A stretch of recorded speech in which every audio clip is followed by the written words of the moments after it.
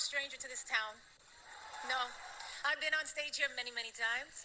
Too many times to count. But this is the most important stage I've ever been on.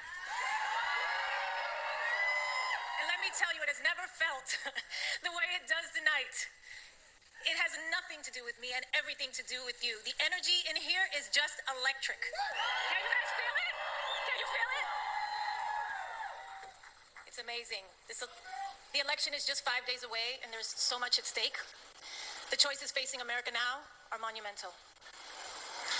And you guys have made this place a city where dreams come true, where people from all walks of life have planted a flag in hopes of creating a better future for themselves and their families.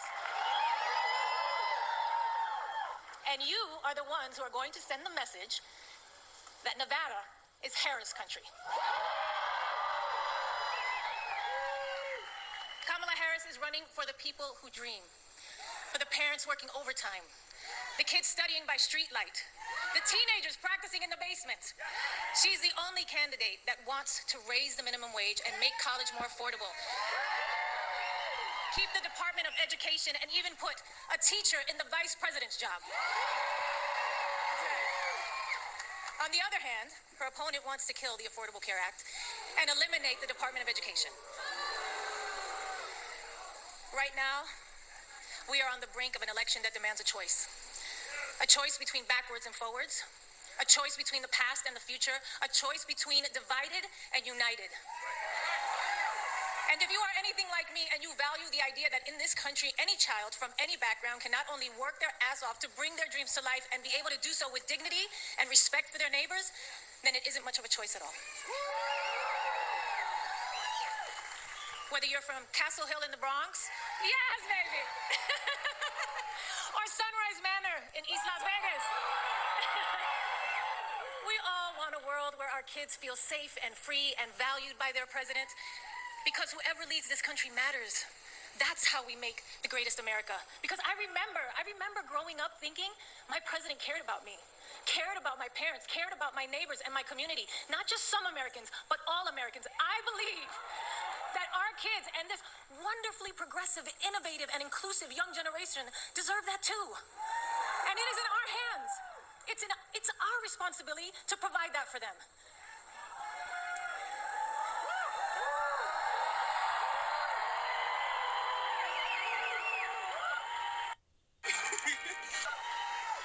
You know, when I started in TV and film, I could get roles playing the maid or the loudmouth Latina.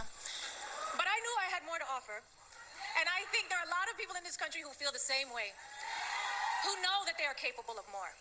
And we all just want a chance to prove it. And elections are about choosing leaders who support that, not one who stands in the way. Kamala Harris gets it.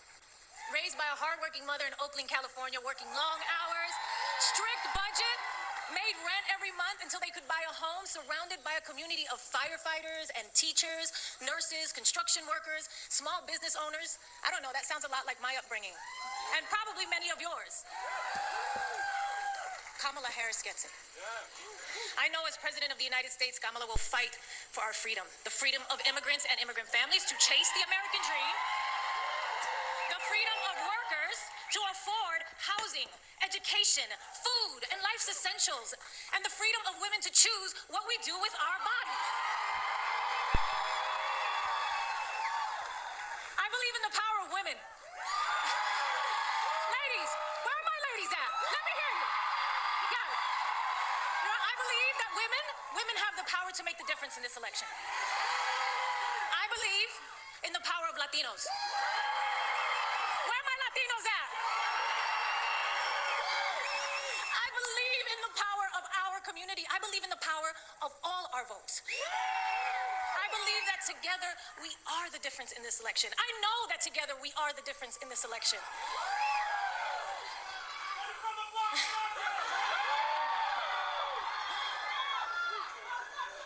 Kamala Harris chose a career in law to fight for middle-class families like her own. From her start as a courtroom prosecutor to becoming the district attorney, then California's attorney general, then a U.S. senator, and now as vice president, she has only ever had one client, you, the people. And in each of those roles, She took on scammers who ripped off their customers, predators who abused women, and cheaters who broke the rules for their own gain. There is no candidate in the history of the presidency that is more qualified, and there is no job that Kamala Harris can't do. Kamala Harris gets it. And that's what her policies are about. She will put forward an actual plan to make housing more affordable, to cut taxes for middle-class families, to help small businesses get a foothold, to expand the child tax credit, to fight inflation by cracking down on grocery monopolies, to take on those who rip off consumers. And what's that all about at the end of the day? It's about helping you get ahead. It's about you, and you, and you, and you, and you. It's about us, all of us. No matter what we look like, who we love, or who we worship, or where we're from. Her opponent, on the other hand, doesn't see it that way. He has consistently worked to divide us. At Madison Square Garden, he reminded us who he really is and how he really feels. It wasn't just Puerto Ricans that were offended that day. Okay? It was every Latino in this country. It was humanity and anyone of decent character.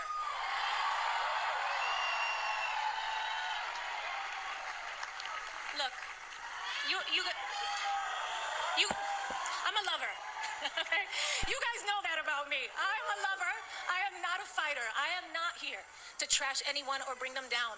I know what that can feel like, and I wouldn't do it to my worst enemy, or even when facing the biggest adversary I think America has internally ever had. But over Kamala Harris's entire career, she has proven to us who she is. She has shown up for us every day, for the people. And it's time for us to show up for her. It's time for us to all answer presente. I am an American woman. I am the daughter of Guadalupe Rodriguez and David Lopez, a proud daughter and son of Puerto Rico. I am Puerto Rican. Soy boricua carajo. And yes, I was born here, and we are Americans. I am a mother. I am a sister. I am an actor and an entertainer, and I like Hollywood endings. I like when the good guy, or in this case, the good girl, wins. And with an understanding of our past and a faith in our future, I will be casting my ballot for Kamala Harris for President of the United States proudly. Proudly. You can't even spell American without Rican. This is our country too, and we must exercise our right to vote on November 5th. Please. And remember, somos una nación bajo Dios, indivisible, con libertad y justicia para todos. Let's get loud! Let's get loud! I don't think I've heard so much contradictions in my life. Where do I start? She said she didn't come up there to insult anyone or we're all one, but on one case, if you vote for Trump, it's as if you're a bad person. Also, there's no talk about the lower class and the upper class, all about the middle class. So there's divisions there, contradiction.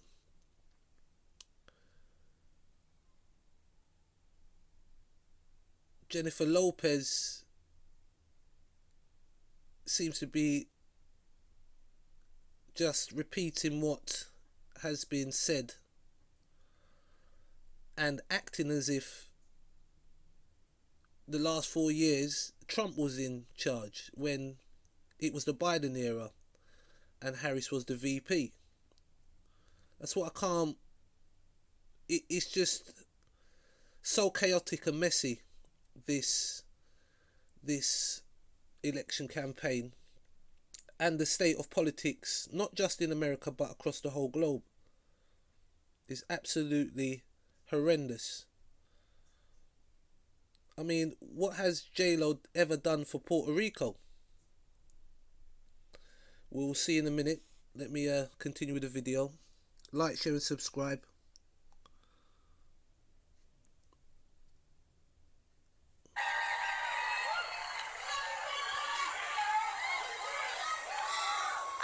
myself, I wouldn't get emotional. But you know what? Well, it's too late for You know that. what? We should be emotional. We should be upset. We should be scared and You outraged. see? We should. You see again, she's just done it again. I don't want to get emotional, but I get emotional. You can't vote on emotions. I mean, again, why are they using actors to push any kind of dialogue politically? It's a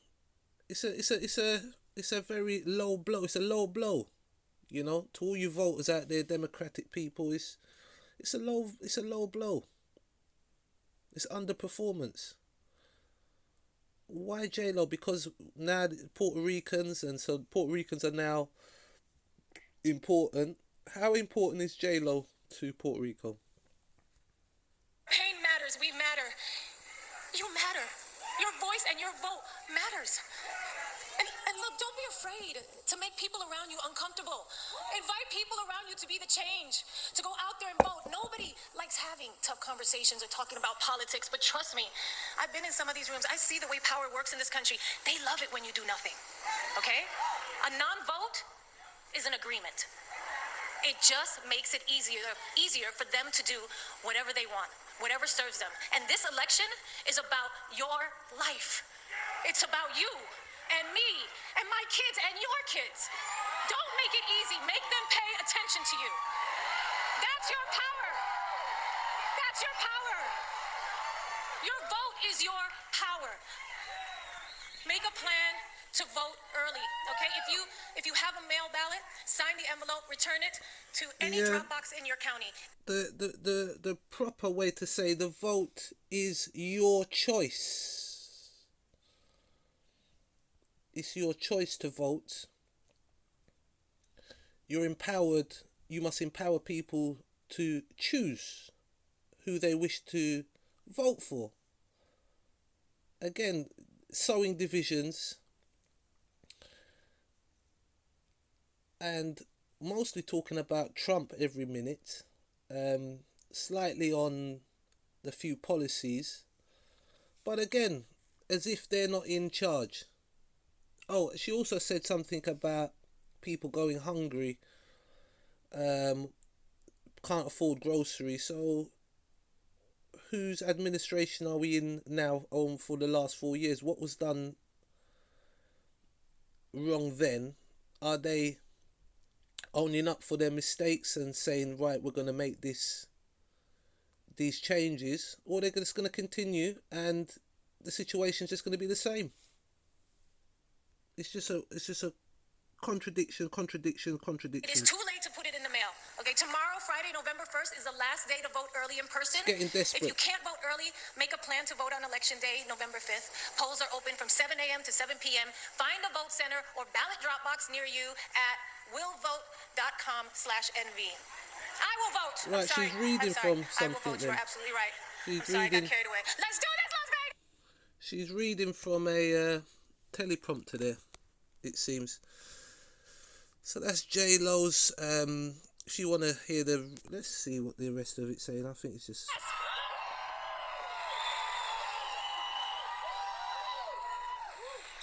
I am so proud of all of you for showing up today. Thank you so much. And it is my deep honor to introduce a woman who has the opportunity in just a few days to make history. The next president of the United States, Kamala Harris. Where is she? Oh, bless her heart. Hey, there you go. All right, love. Hey.